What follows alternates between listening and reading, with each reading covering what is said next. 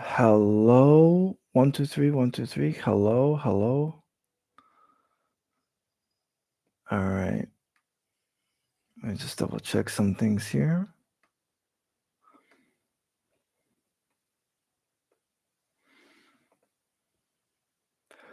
All right. 1 2 3. Hello, hello, hello, hello, hello. Why is the audio so? It doesn't seem like it's not on all cylinders. That's for sure.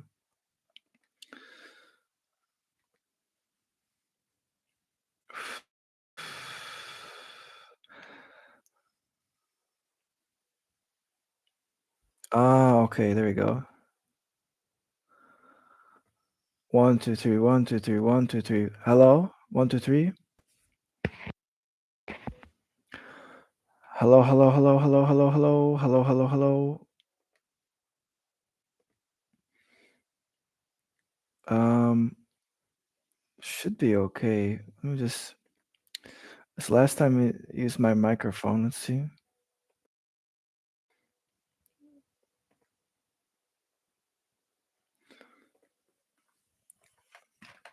Oh, a sec, guys. See, is there a way I could hear myself? I wonder.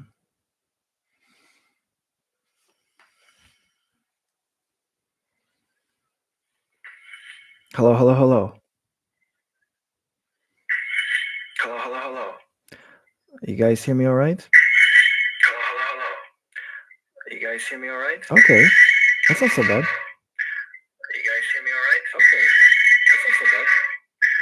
You guys hear me all right? Okay. All right, fantastic. Okay, I think the audio quality is good enough, guys. All right, so hi, if you're new here, I'm Cahir. I'm here to take you one step closer to self love. Okay, and today we're gonna do a leg workout plus a Course in Miracles. I felt really inspired to just read, and in between rests, we're going to work out. Okay, I really want to start from literally page one. Right, very good.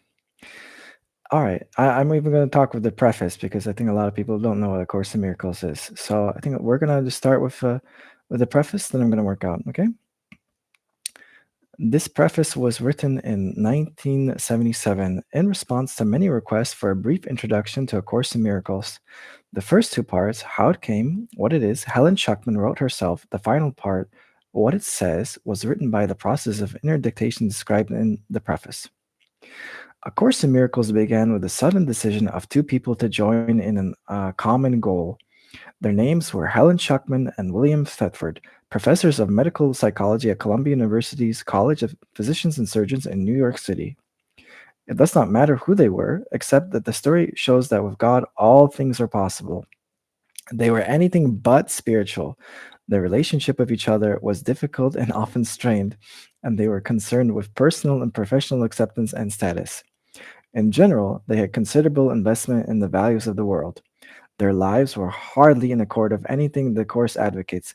Helen, the one who received the material, describes herself as a psychologist, educator, conservative in theory, and atheistic in belief. I was working in a prestigious and highly academic setting, and then something happened that triggered a chain of events I could never have predicted. The head of my department unexpectedly announced that he was tired of the angry and aggressive feelings our attitudes reflected, and concluded that there must be another way. As if on cue, I agreed to help him find it. Apparently, this course is the other way. Although their intentions was serious, they had great difficulty in starting out on their joint venture, but they had given the Holy Spirit the little willingness that, as the course itself was to emphasize again and again, is sufficient to enable him to use any situation for his purposes and provide it with his power. Wow, I love that.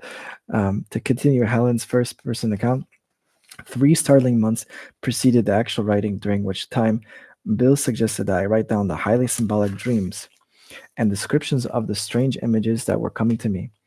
Although I had grown more accustomed to the unexpected by that time, I was still very surprised when I wrote, "This is A Course in Miracles." That was my introduction to the voice.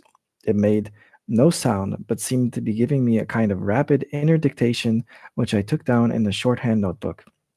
The writing was never automatic. It could be interrupted at any time and later picked up again. It made me very uncomfortable, but it seriously occurred to me to stop. It never seriously occurred to me to stop. It seemed to be a special assignment I had somehow, somewhere agreed to be complete. It represented a truly collaborative venture between Bill and myself, and much of its significance, I'm sure, lies in that. I would take down what the voice said and read it to him the next day, and he typed it from my dictation. I expect he had his special assignment too. Without his encouragement and support, I would never have been able to fulfill mine. The whole process took about 7 years. The text came first, then the workbook for students, and finally the manual for teachers. Only a few minor changes have been made. Chapter titles and subheadings have been inserted in the text, and some of the more personal references that occurred at the beginning have been omitted. Otherwise, the material is substantially unchanged. The names of the collaborators in the recording of the course do not appear on the cover because the course can and should stand on its own. It is not intended to become the basis for another cult. It is only its only purpose is to provide a way in which some people will find their own internal teacher. This is what I talk about a lot. It's like I only want to be like a permission slip for you guys to like take that one step closer to love yourself. All right, Course in Miracles. All right, I know the webcam is bad. Um, and I tried changing it, didn't work for some reason. Hopefully the audio will be better. Okay, that was pretty nice, guys. All right, so we're going to do now squats. Okay, we're going to do squats here. All right. Got a little. All right, 30 kg. 30 kg, 10 reps with the Holy Spirit. All right. Okay, let's do it, guys.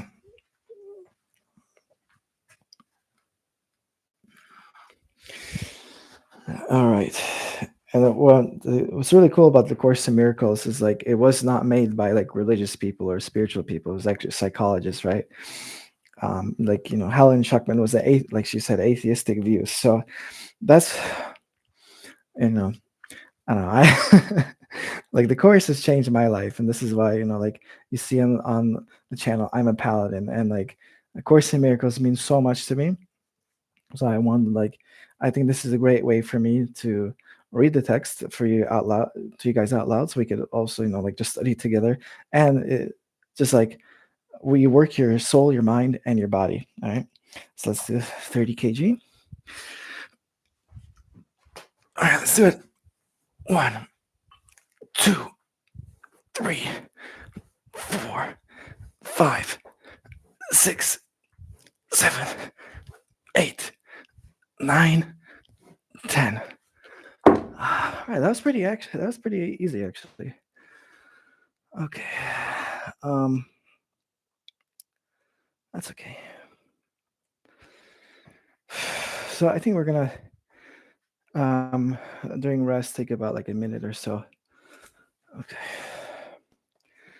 Okay. What it is. As its title implies, the course is arranged throughout as a teaching device. It consists of 3 books, a 669-page text, a 488-page workbook for students, and a 92-page manual for teachers. The order in which students choose to use the books and the ways in which they study them depend on their particular needs and preferences. The curriculum the course proposes is carefully conceived and is explained step by step at both the theoretical and practical levels.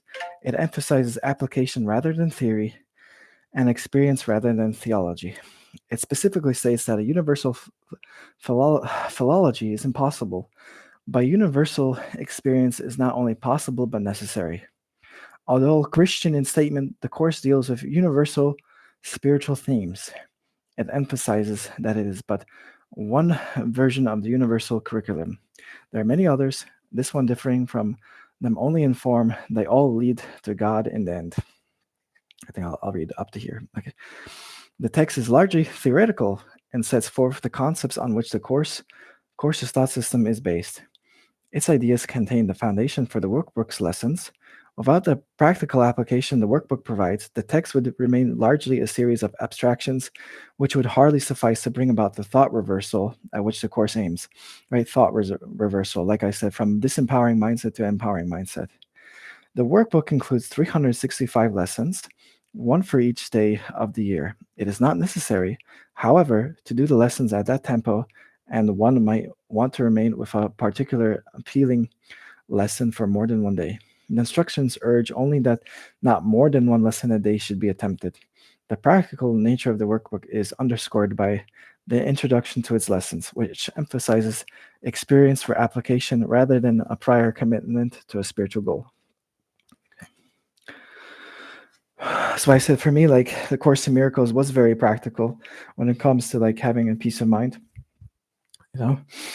So what I want to say here, okay. Um, you know, this is the thing because like when I was raised Catholic, like nothing, like it didn't give me anything. You know, I wasn't at peace. I was just like going through the motions because my parents made me go to church and shit, man. But the whole purpose of spirituality is to find inner peace within us, right? Okay, great stuff. So now we're going to do second second round of squats, 30 kg. All right, ready? 1, 2, 3, 4, 5, 6, 7, 8, 9, 10. That's some good stuff, guys. All right. I think I might check if the audio quality is working again, just in case. I just want to double check. Okay, bear with me, guys. I'm just gonna double check.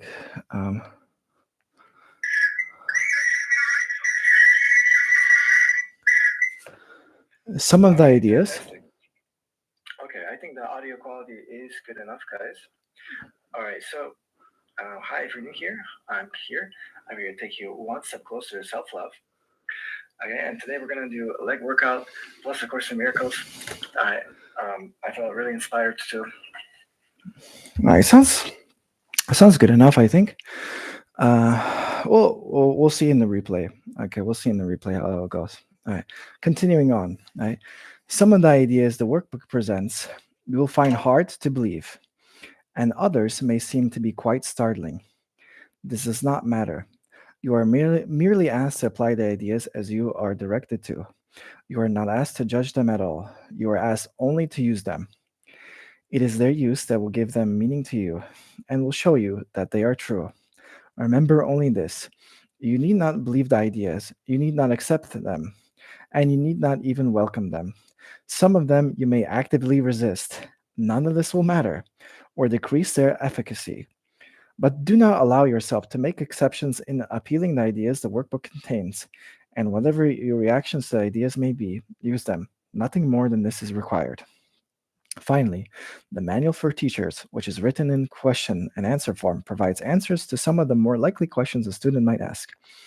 It also includes a clarification of a number of the terms the course uses, explaining them within the theoretical framework of the text. The course makes no claim to finality, nor are the workbook lessons intended to bring the student learning to completion. At the end, the reader is left in the hands of his or her own internal teacher, who will direct all subsequent learning as he sees fit. While the course is comprehensive in scope, truth cannot be limited to any finite form, as is clearly recognized in the statement at the end of the workbook. This course is the beginning, not an end. No more specific lessons are assigned, for there is no need of them. Henceforth, hear but the voice for God. He will direct your efforts, telling you exactly what to do, how to direct your mind, and when to come to Him in silence, asking for His sure direction and His certain word. That's some good stuff, guys. Okay. Okay. We will continue from here. Okay. Like I said, guys. So is anyone that's telling you like they have all the answers? You know what they say, like you see the Buddha on the road, kill it. Like, because I used to be a guy, like I really wanted to help others, but I had a lot of my own stuff to deal with, which I wasn't dealing with, and I was trying to give people advice. I think that was just like what my parents did, was giving unsolicited advice. But for me, like with spirituality and like what Course in Miracles does is like your true self is like the sun, and all these egoic pain, shame thoughts are like the clouds, and then spirituality is like the wind that blows the clouds to get you to see the sun. You know what I mean? All right. All right. Final round of squats here, guys. Okay. Let's do it. 1, 2, 3, 4, 5, 6, 7, 8, 9, 10. Very good stuff. Now I might need to increase the weight here. 30 kg is not really doing it for me now. All right. Next, we're gonna have bench press, 30 kg. So we're gonna prepare the weights now. As we prepared, we could talk more about the course. Maybe I'll just like change the camera here. So, it's hard for me to like, because I think a lot of guys that I know, they turn to atheism because, well, it makes sense if there's this very oppressive religion and you don't like it. You're like, okay, I'm not gonna believe in anything. But then it leaves like, a hole, I think, in your soul, because it's like living life with no meaning. It just, I don't know. I can't imagine that. Not like this is what the course book says. It's not like the only thing. Whatever resonates with you. I'm just here spreading my truth because the Course in Miracles shaped my life. It gave me, helped me recognize that I was, verbally, emotionally abused as a child. I didn't see that, it was until I did all the workbook lessons. And of course, therapy helped, but I had a dream that my mom was yelling at me as a kid, and I said, I will not abandon myself. I know I say this quite a lot, but this is my story, This is my story. So, it's like, why do you believe it so zealously? Well, there was a fundamental change after I did all the workbook lessons.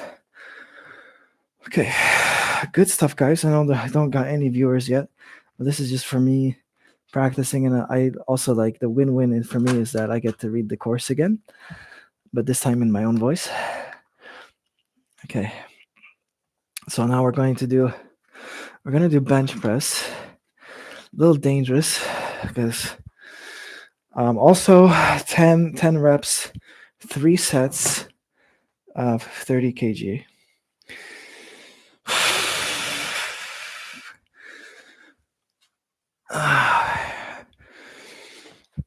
Let's make sure everything's safe here. All right. I think we got this, guys. All right.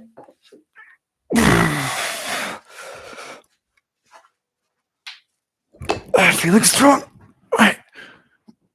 1, 2, 3, 4, 5, 6, 7, 8, 9, 10. Oh, that's a lot. Let's see, with chest is a different story, guys. Oh boy. Oh, last time looks like I only did 7. Okay. I think I'm supposed to only do 6 reps. Oops.